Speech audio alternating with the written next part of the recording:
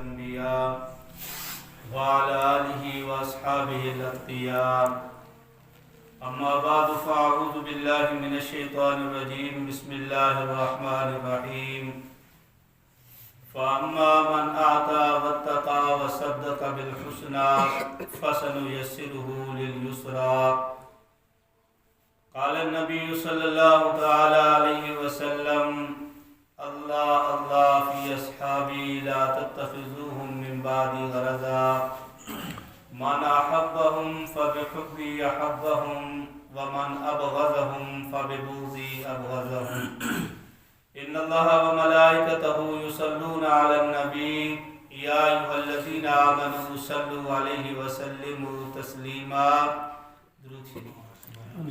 اللهم صل على سيدنا ومولانا محمد وعلى آل سيدنا ومولانا محمد وبارك وسلم وصل عليه اللهم لك الحمد كما أنت أهل فصل وسلم على سيدنا محمد صلى الله عليه وسلم كما أنت أهل وافعل بنا ما أنت أهل فإنك أهل التقوى وأهل المغفرة.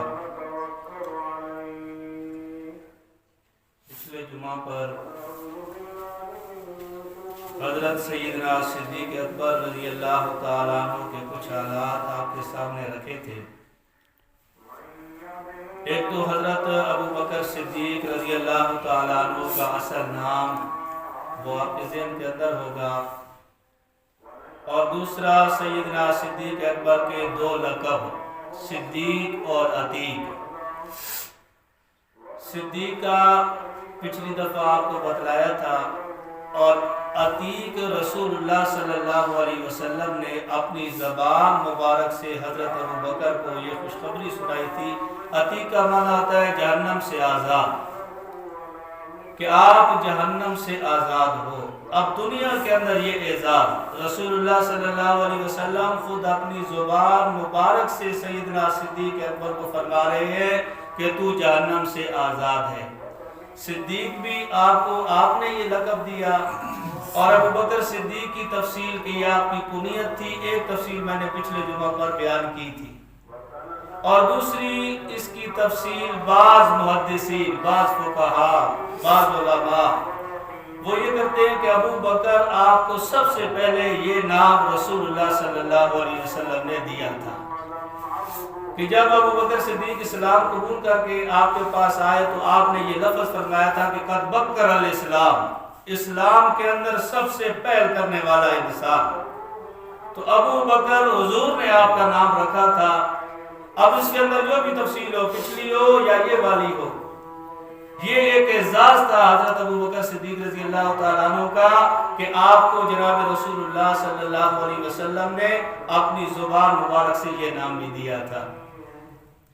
پھر حضرت ابو بکر صدیق رضی اللہ تعالیٰ عنہ یہ وہ شخصیت ہے کہ اللہ تبارک و تعالیٰ نے ان کو جو اعزاز، جو مقام عطا فرمایا تھا. فاما من آتا، مال کے بارے میں نے پچھلے جمعے بیان کیا تھا کہ کیسے مال انہوں نے اسلام کے اوپر قربان کیا تھا، اولاد قربان کی تھی. اور دوسرا قرآن مجید کا لفظ ہے واتقا، تقوی. اللہ کے ہاں ان کا مقام کیا ہے؟ ابو بکر کتنا بڑا متقی ہے. حضرت ابو بکر صدیق رضی اللہ تعالیٰ عنہ ایسا انسان ہے کہ جس نے پوری زندگی، انہوں نے اسلام لانے کے بعد کی زندگی، کہ اس سے اپنے آپ کو گناہوں سے بچایا ہو. پوری زندگی کے اندر، چاہے وہ اسلام کے پہلے کا دور ہو یا اسلام کے بعد کا دور ہو، ابو بکر صدیق متقی بن کے رہے. انہوں نے پوری زندگی غیر اللہ کے آگے سجدہ نہیں کیا اپنے آپ کو. تو میں بتوں کی عبادت کرنے کے لیے جاتی تھی، اور میں کسی بت کے سامنے جھکنا چاہتی تو مجھے ایسے محسوس ہوتا تھا جیسے ابو بکر نے میرے پیٹ کے اندر پاؤں پھیلا دیا. میں جھک نہیں سکتی تھی، نہ خود جھکے، اور جب پیٹ کے اندر آیا تو والدہ کو بھی جھکنے نہیں دیا. اور جب دنیا کے اندر آ گئے تو حضرت ابو قحافہ، عثمان، ان کا اصل نام ہے عثمان، حضرت ابو بکر صدیق کے والد، وہ فرماتے کہ میں ایک دفعہ ان کو بتوں کی عبادت کے لیے بت خانے کے اندر لے کر گیا تو حضرت ابو بکر کے ان کے بچے تھے، انہوں نے ہاتھ کے اندر پتھر اٹھایا ہوا تھا. اور اس پتھر کو میں نے کہا کہ بیٹا یہ ہمارا عبادت خانہ ہے، خدا رہتے ہیں، ان کی ہم نے عبادت کرنی ہے، پتھر بار پھینک کر آؤ۔ تو ابو بکر صدیق نے پتھر نہیں پھینکا۔ تو پھر میں نے کہا کہ اس کو جیب کے اندر ڈال دو۔ اب پتھر بڑا تھا، بچے تھے، جیب چھوٹی تھی تو پتھر آتا نہیں تھا۔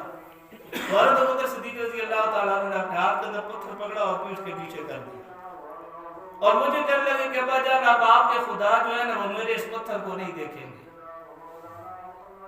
تو جب والد عبادت کے اندر مشغول ہو گیا تو ابو بکر صدیق رضی اللہ تعالیٰ عنہ نے پتھر اٹھا کر ایک بت کو مارا، بت نیچے گر گیا۔ پورے مکہ کے اندر یہ آواز اٹھ گئی کہ ابو قحافہ کے بیٹے نے بتوں کو مارا ہے، خداؤں کو مارا ہے۔ یعنی اتنا توحید پرست بچہ کہ جس کا بچپن بھی اتنا بے داغ تھا کہ بچپن کے اندر بھی ایسے تقوی کی مثال کوئی نہیں ملتی کہ ایسا تقوی تھا کہ ماں کے پیٹ کے اندر بھی تھے تو ماں کو بھی بتوں کے آگے نہیں جھکنے دیا۔ اور جب بڑے ہو گئے، تھوڑا ہوش سنبھالا تو والد ان کو بتوں کے آگے جھکانے کے لیے لے کر گیا کہ بتوں کی عبادت کرنی ہے، لیکن ابو بکر بتوں کے آگے نہیں جھکا۔ اور یہ چیز تھی تقویٰ کہ فاما من آتا واتقی وصدق بالحسنی، اور ہر اچھی بات کی ابو بکر صدیق رضی اللہ تعالیٰ عنہ نے ایسی تصدیق کی کہ آپ پوری سیرت پڑھ لیں، ایک ابو بکر آپ کو ایسا ملے گا کہ جس نے کبھی رسول اللہ صلی اللہ علیہ وسلم کے سامنے اپنی رائے نہیں رکھی۔ یہ عجیب بات ہے ابو بکر کے اندر کہ رسول اللہ صلی اللہ علیہ وسلم کو یہ ارشاد فرما دیتے، اختیار تھا، بندہ کوئی سوال پوچھ لیتا ہے، کوئی مطلب پوچھ لیتا ہے کہ بھائی میرے ذہن کے اندر یہ بات آتی ہے، لیکن پوری زندگی ابو بکر صدیق رضی اللہ تعالیٰ عنہ نے کبھی اپنی رائے رسول اللہ کے سامنے پیش نہیں کی۔ ایسا سچا اور سچا انسان کہ وصدق بالحسنی، ہر اچھی بات کی تصدیق کرنے والا۔ اور پھر اللہ تعالیٰ نے مقام کتنا بڑا دیا، کتنا بڑا مقام دیا کہ نبی پاک صلی اللہ علیہ وسلم کی ایک حدیث ہے جس کے اندر 3 بشارتیں حضرت ابو بکر کو ملی ہے۔ ابو بکر صدیق کو حضور نے فرمایا کہ صدیق اکبر تو میرے غار کا ساتھی ہے، اور دوسرا تو میرے حوض کا ساتھی ہے، اور تیسرا حضور نے فرمایا کہ جو کچھ اللہ نے میرے سینے کے اندر ڈالا تھا میں نے ابو بکر کے سینے کے اندر ڈال دیا۔ کتنی بڑی خوشخبری اور کتنی بڑی بشارت کہ غار کے اندر دیکھ لو وفا کی کہ نہیں کی، اپنے وجود کے اوپر ساری تکلیفیں برداشت کی لیکن رسول اللہ کا ساتھ نہیں چھوڑا۔ اور پھر رسول اللہ نے انعام یہ دیا کہ تو صاحبی فی الحوض، حوض کوثر جو ہے جو رسول اللہ کی ملکیت ہے، آپ صلی اللہ علیہ وسلم کو وہ حوض عطا کیا گیا ہے جس سے آپ نے جنتیوں کو پانی پلانا ہے۔ آپ نے فرمایا کہ ابو بکر تو اس حوض کے اندر بھی میرے ساتھ کھڑا ہوگا، حوض کا جب پانی تقسیم ہو رہا ہوگا ابو بکر تو بھی میرے ساتھ کھڑا ہوگا، پانی تقسیم کر رہا ہوگا۔